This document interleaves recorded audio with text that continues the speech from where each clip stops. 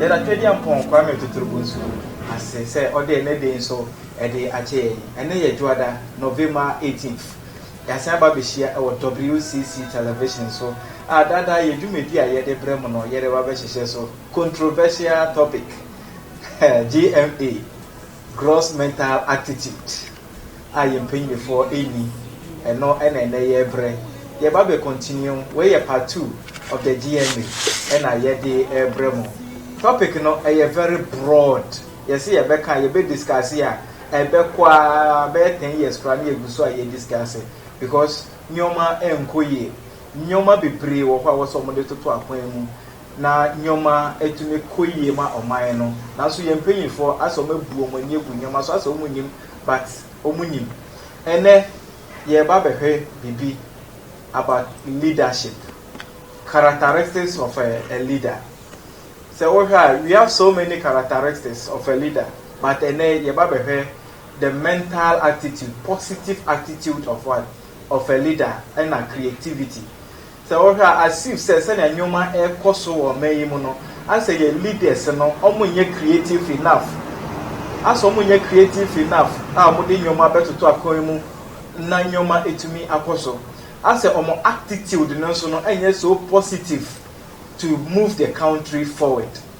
And ene Twedi Ampon Kwame Adaroma yensa asanya kan Reverend Micah Opon Abebio ewo efidie kese yi so, the leader and founder of World of Champions Church ewo ha yene ne ba betwa yen komodie no so GMA part 2 but ene ye hwɛ from leadership qualities na ye de aba bewure mu ewo honam. Reverend Michael Opon Abebio mo akwa Abebio me do so he ba na what to say na Opon ade na wo ye radiase ene ye ba betwa ye dwumadi so okay eye GMA part 2 okay na ene no ye ba behwɛ ye leaders no qualities of a leader.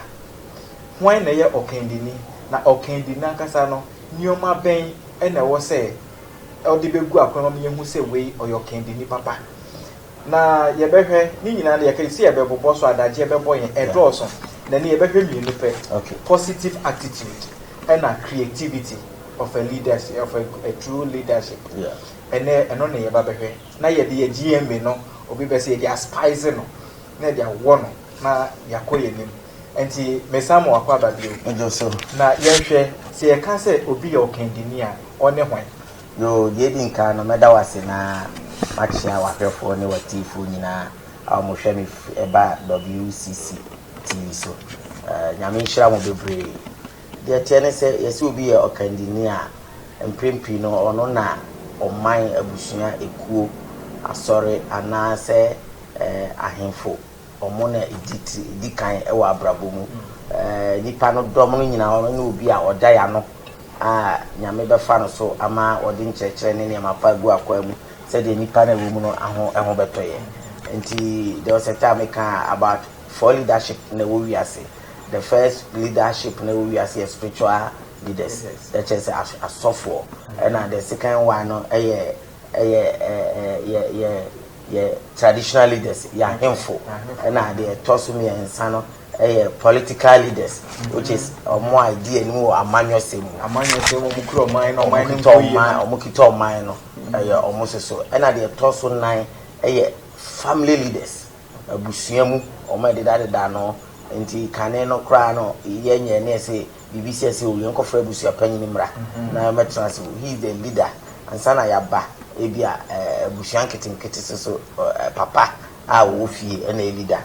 Nti leaders no your leaders are we leaders what ewiase serve four type of leadership and 5 type of leadership we any idea homa nipa bia o say so. Oh okay, that just say ebusunya obi a wa start ebusunya enso leader they fan say mama na papa almost all me leaders pacha ne ebusunya mu ebusunya that is almost all rule ekuo so keten bia obia enso so leaders ntina okwa obetu anya nku bi se GP RT almost so leaders proto leaders but bia every organization bia be fan itself bia no or there must be a leader or say obidano okay ode kuno aniso ade hunu akọ. All right, yehwe enti so bi be ye okandini a oyo organize wa be ye okandini akeke eti enwoma na wo say yehwe wo nipa na ho ansa na ebia ya pa ne say nipa we eye leader eye good leader nyoma bensa die di nkan no e wo say every the bia no enya clear vision but no leadership but vision no ye ba twi ani so ade hunu o say leader bia enya ani so ade hunu so ye leader no wa hu ani so ade hunu a o de kwa obeyira sana Bible no ka che Proverbs chapter 29 verse number 18 o say o mai bia ani so ade hunu o ma ne say enti ani so ade hunu say ya na o ma me ana me choose topic na nka be me de nka be fa vision no nemo wa che me positive attitude na ani so ade hunu no ba eni nya adwempa adi pushi ani so ade hunu no eno ne the positive attitude na o de amai me. All right. Okay. Yehwe this ya person ye hama yehwe the positive attitude of our leaders. And na yehwe nia ekoso ewo ye man mu. Yehwe yefi ye ahemfo. First, so ohene kasa obia yedi. Yeah. Ohene ne ni ye ni bibia eye positive. Yeah. But ene yehwe ahemfo omoniye omonyoma omoye no. So we can say possess this kind of quality attitude nana. Oh, no kure wo mun say sisi ano this kind of positive attitude no me nyini bebre ensumani hunu bi na wo ho so ohini me boda ro say na ye call asafuduma that's communal labor obi anu obetu ni nan ye nyina de ho behim na ya ye de yakọ enso na nam say to me be di the political leaders in seven no they can say na obi an nkwaduma na ye sisi o mamu kura na bonsa amanfo abibi o shop ni ade na ye bu na nitia na say twifa so na the positive way no it is in the Bible.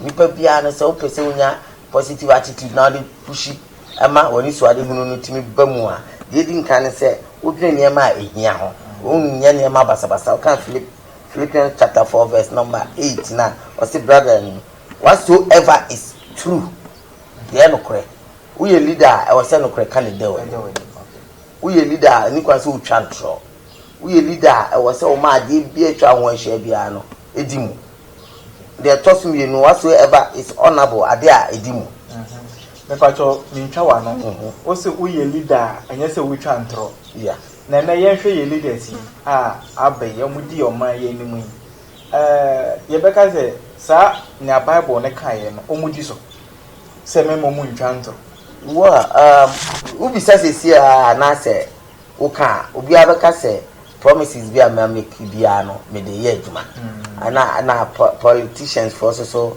omo assembly omo can say it is in the pipeline tambia pipeline yeah nti your pipeline no de yintimi nka say omo di tro dem qualities niam su ni suban bi o se hu firi omo mu ni say eni kwans oye oso you be oka no number 1 no oso you be oka ade ahote oye bi a oye niam ahote ni kwans oye niam basa all right o say just kramaka ni piece o say pere ye obeye obi dino pere ye o bia de so bia e pure e crojin ade bia e crojin ni kwase nkeka wa bia e de ebam bibi e na bibi ti say lovely also o kire odo nti there was a time called Rwanda and Papa Kagame o say ono na bibi e no e kire say o say na busuafo enjoy because na busuafo no nuru 1% ewo country mu nti ewo say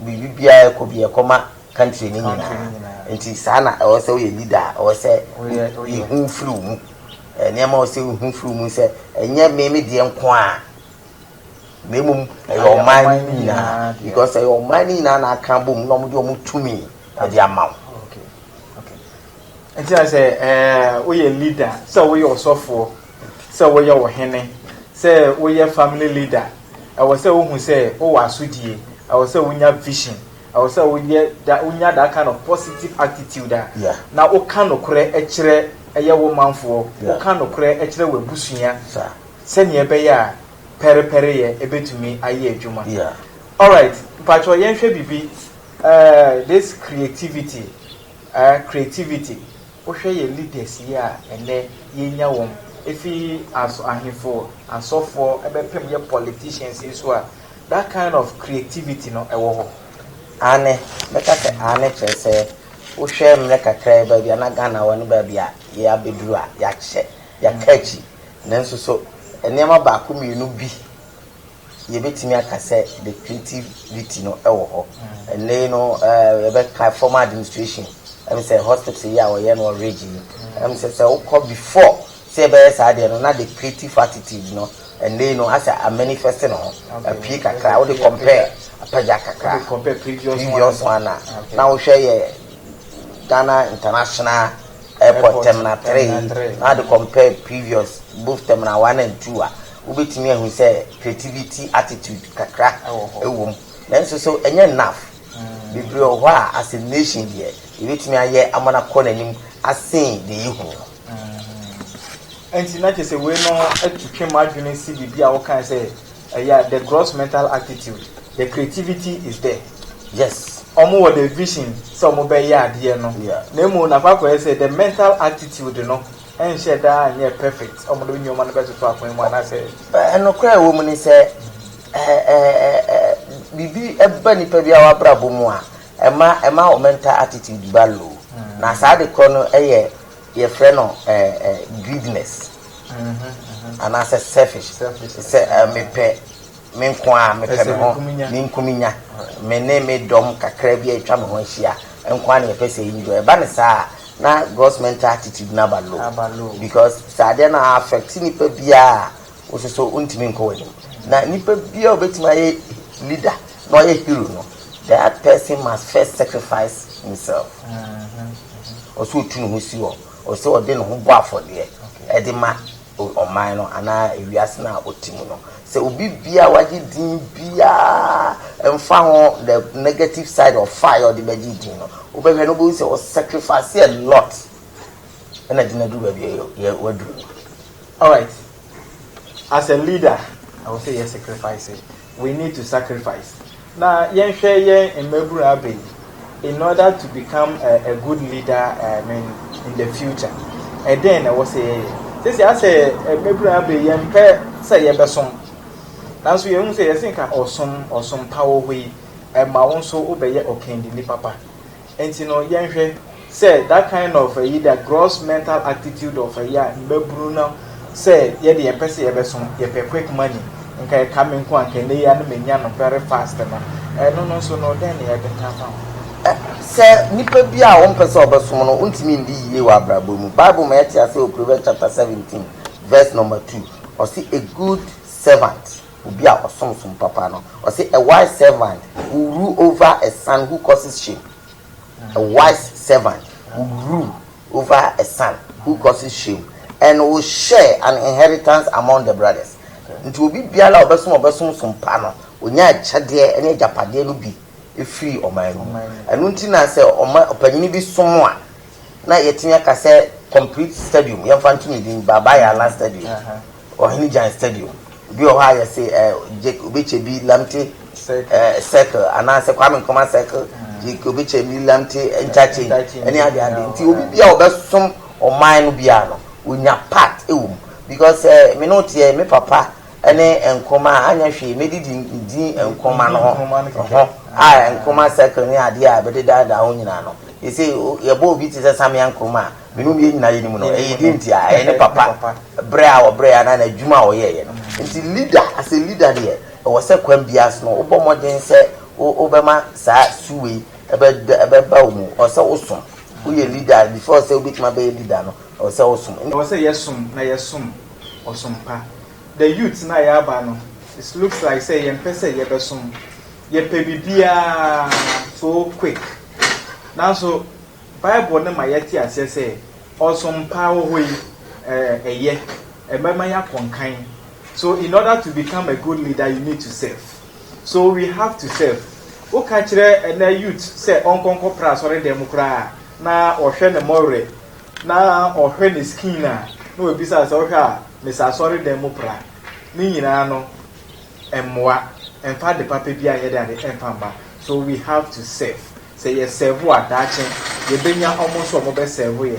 And to say na ya serve, do we expect people to also serve us? That shouldn't happen. Until we need to serve in order to be served in the future. Yet also, Reverend. Yes. Yeah, still no. Yeah, share your point so your point in point. Send Yoma AC Koso. There were leaders. Ewo Meyimu. Yeah, heard the gross attitude of these people. Oshel be from the Tobu Dago Open Matala. Now, in 10 years, I did a see ache. That created the cameras, the Coronia Sarako program. I will want them then so better than Yabakoye. But me per se, you have some concepts that create you on them. In so, I started at so many years in it. In so, you have to see a work of our much is a coin or annual. It take you almost half of a year, more than half of the route. Now, so you won't pay me for one may or more has idea, no more can pay. And to the no say, or mental attitude, no a low, and I said it. Me patrone the what's the media I'm say person pushing my cancer empire. The mental attitude near low because Ghana your road and highway authority. And I'm a boy. Road and highway authority. Ghana G2. I mean tier 2. Ntia de ntina me free ka so be san kwa kra akoye adwuma anopa. Na insuato na tweneti aba begu kwam before atala ho. After Tobutu no na ma di traffic mo be 3 hours. But ya Jimmy Sika nso amfa anya adwuma. Ntia gross mental attitude na wo form. Okay. What you say? Let's assume say aban ba bobosia. Ama honom no enko ano. Se two no ye be electronics two. Nsuo no ne na che na atwemba mu no. Ye be pay means bi e dey stop no. Na say ye be increase two no na nipa nhye petrol. People willing or they have the ability to pay. Omo to me no ne pepano. They have the willing to pay. Omo betua because my kaya na before our late president Atamos or to na 10 pesos. Saturday kind of 1,000. 10 pesos at about one city. Look at the gap and the difference. And so nipa no ye dey yetua and na eguso a yetua. Say abano per se or solve problem na nipa no betua. And see, our problems needs to be solved. And see, say problems no nyina solved that abandon the policy bi aba. Mimi a kwan ba ko a nipa bi afa so didi yie ni say obe solve obi problem. Nipa bi o solve obi problem bi adragi sika kono boto. And see say abandon dey see o say okay, what we use 4x4 bi a say to ne be you 2 cities. Because one city na ye gene dada no one current one city no ye dey be yesa djumadi no na yakopra bosia. You go so aye nti ya started 2 cities a nipa no duro no say ye adwuma na otua enye ne ya. Oh say edu baby omo de pai say nka mo a mo use big our friend engines in exotic exclusive cars no nka mo we crampo nka ba be different. Also ye hu de da ma say mo use levy ni fiko. No levy now we be shemu ha na a different topic altogether. Enye levy no nko na ma ba nya sika. Sisi I am to no apartment back who's in Yamit in the Ghana Police Service. Before I said me check remember, I am check also to my government. I'm putting me 8% tax. Sabra no, and the other for buy no, and no, the part of those saying hand. Your rent tax law, now rent tax no enforce so but also will be car no, or a day, or on Tia a home living, and I say, Sikakesi because we should Kakasi. Whereby Nippon top petrol. No, shilling on traffic. The issue of traffic no or top 1 liter of 5 cities now. Anya shi abandenya the taxes umbe anya shi ubinya 2 cities. Oh, okay. Enti directly no nipa no to saka kese no utua tax more man by because otu no petrol na o use na buy na so. Enti ye wo nema bi mu ho ho dada. E wo say no mo say o mo hwe no mo ba mu no mo ye ni na etim di tua. System which my system I connect my BBI electronics say if you be a census and now do send the ofia papa higher commercial place then send out the mine. What you say? I have an electronic system to the sense will be about the traffic you beat me again in tax and the amount of buying. All right, me patrol may way still on the gross mental attitude. You see a digital television levies. Television via bet your licenses. Na nipa no so no befi na waba beje. Ye hwe adwene anase adwene bi a omunya ya omode yes agene say so eya adwene pa say eya de papa say obetu obi aba obeshi obi fie say omra maji we wo bra ye wo some means bia eye so easy omobetumi di ade sa we Ipacho company se television bi Samsung ebi HTC LG ho name them Sony ni ade nti aban no ade nti na won take is ade from source enema bi ye de baasa ayigana ha bia ye beton apart from tax and so person pay television license ye dey account invoice nti say the VAT ni a television levy and I say ne tax nti me koto TV ni ate nya fe no bi wura mi fie aye na wonim nema dodo a ne ode television no buy no ebeton no company no dodo no ewo nti before say be san scan na aba o aban ho ade nti no so bi wura mi fie no abaji television license TV license I just say still mental attitude no low yem panyifo mon sorry na mon panyoma engu akwan mu na senkebe yempo anka eye osofo kamumra ne chen emra madwe emadi adwene yese kwa aboanta ti anchen na kokoji nyansa enti no enye adwene so eni obakofo tim yese two together no eye very solid unity enti no senkebe ya nkamummo modi na mbe papa yi na moba mo be hu say yes nyansa ewo ni betim enye de bia me ka say enye mo mukura masters o enye mo mukura degree professors obeko professor bia minimum no ukọ na officer kakra more than a year 3 bedrooms ayaka boom books nkoa na twa ne ho ahia na ofo yi book we ni we yi book we ne wo friend ne car bibi kitu ebi say wo ko frɛ common fitter say fitter ni ne be da de emeye ma no in which as a professor as well a professor you can do anything bibi eni wa want to mean nanso unya problem a wa ko frɛ lay person to come and do it for you. And you know, this is hard time for us to do what? For us to wake up. For us to do something. I would say, my gross mental attitude, you know, echo high. Send a bear, the GDP, no so bet me, echo high. And then, I'm sorry, somebody, the Osha, and Merino, Kwana, echo. And see, somebody, Yemreno, Kwana, echo. And see, send a medical mechanic when you go WCC television. WCC, a World of Champions Church television, and I watch it. A sorry, Yankopon, and sa a womb. A sorry, Yankopon, and nam, a Reverend Micah upon a baby so. Edia Babel Dum Ghana mine, Edia Babel Dum, we are singing say, Omra Mechre and Sempano, Aquanya Unyankopon Faso, Edi Shira Adasa.